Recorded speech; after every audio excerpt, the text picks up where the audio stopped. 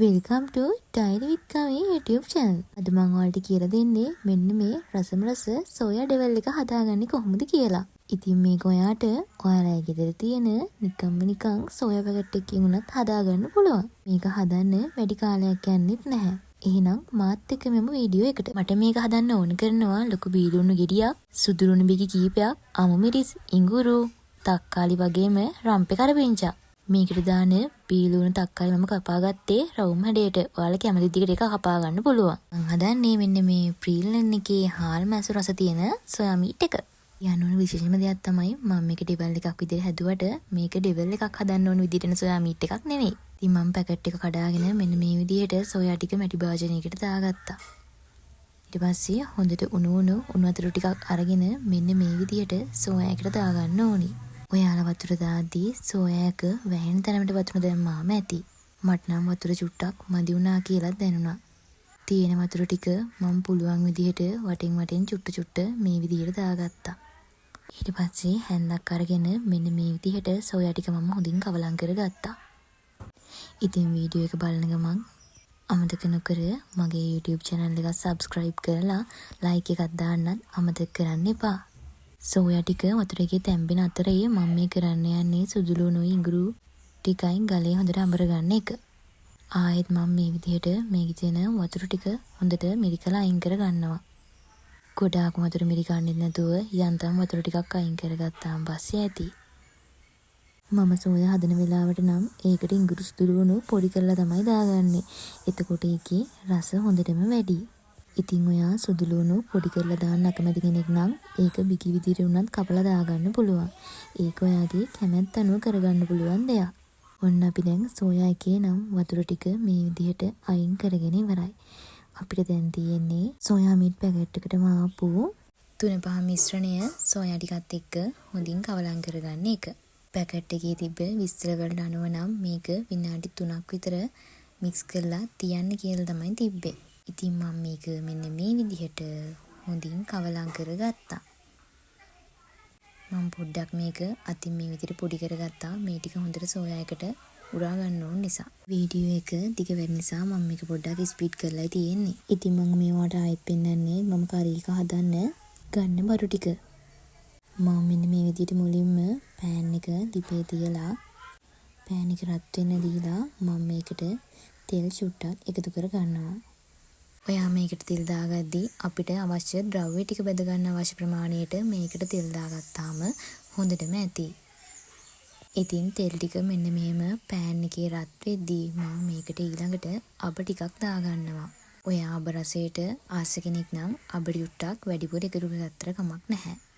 තෙල් එක රත් වෙලා අබ එක මෙහෙම හොඳට පිපිරීගෙන ඉද්දී මම මේකට අපි හදාගත්ත ඉඟුරු සුදු ලුණු පේස්ට් එකෙන් පොඩි කොටසකුයි ලුණු ටිකයි එකතු කර ගන්නවා. අර කලින් හදාගත්ත ඉඟුරු සුදු ලුණු පේස්ට් එකෙන් කොටසක් විතරයි මේකට එකතු කරගන්නේ.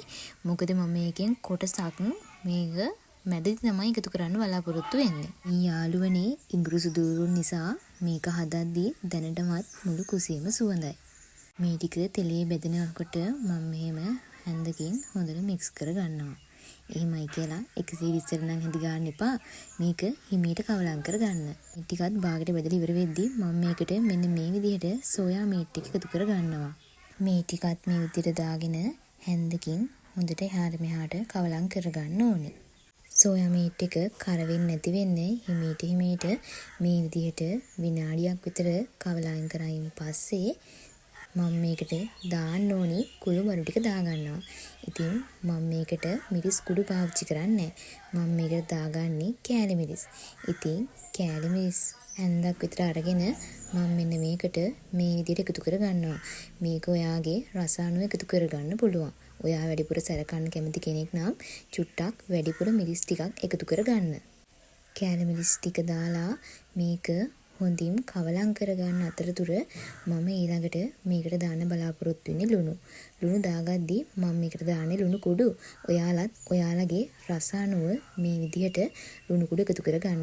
මම මේකට ලුණු හැන්දක් විතර තමයි මේකට එකතු කරගත්තේ. මේක මේ විදිහට තැම්බීගෙන ඉද්දී මම ඊළඟට මේකට ඇල් වතුර කෝප්ප කාලක් විතර එකතු කරගන්නවා. මේකට ගොඩක් වතුර දාන්න යන්නත් එපා. එතකොට දිය රහක් එන්න පුළුවන්. වතුරක් දැම්මට පස්සේ මම අර මුලින් ඉතුරු කරගත්ත ඉඟුරු සුදු ලුණු පේස්ට් එක මෙන්න මේ විදිහට එකතු කර ගන්නවා. වතුර දැම්මට පස්සේ මම මේක එකතු කරේ සුදු ලුණු ඉඟුරු රස හොඳට කරියකේ හොදිවල පැතිරෙන්න ඕන නිසා. මේක සෝයා ඩෙවල් එකක් නිසා ඔයාලා මේ දිග නම් දාගන්න අමතක කරන්න එපා. ඒ වගේම තමයි අපි හදන චූටි කෑම වල රස දෙගුණ තෙගුණ වෙන්නේ. ඊට පස්සේ මම මේකට මෙන්න මේ විදිහට අපේ වත්තෙන්ම කඩාගත්තු රම්පේ කරපිංචා එකතු කර ගන්නවා. මේ ටික මම එකතු කරේ අපේ සෝයා ඩෙවල් එකට හොඳ සුවඳක් ගන්න ඕන නිසා. දැන් තමයි විශේෂම දේ. මේකට මෙන්න මෙහෙම ඔයාගේ රස අනුව සෝස් ටිකක් එකතු කරගන්න. සෝස් රස රාස කෙනෙක් නම් චුට්ටක් වැඩිපුර එකතු කරගන්න. එකතු කරලා අපේ කරි එකත් එක්ක මෙන්න මේ විදිහට හොඳින් කවලම් කරගන්න. ඉතින් මේක මදගින්නේ විනාඩි 2-3ක් මේ විදිහට උයාගත්තාන් පස්සේ හොඳටම ඇති. දැන් අපි කරි එකේ අවසාන හරියට තමයි අපි මේ ඇවිල්ලා තියෙන්නේ. එක වෙලාවක් තැඹුණාට පස්සේ අපිට කරි එක මෙන්න මේ විදිහට තමයි බලා ගන්න පුළුවන් වෙන්නේ. ඉතින් මම මේ විදිහේ ගෑස් එකේ ගින්දර හොඳටම අඩු කරලා තමයි තියෙන්නේ.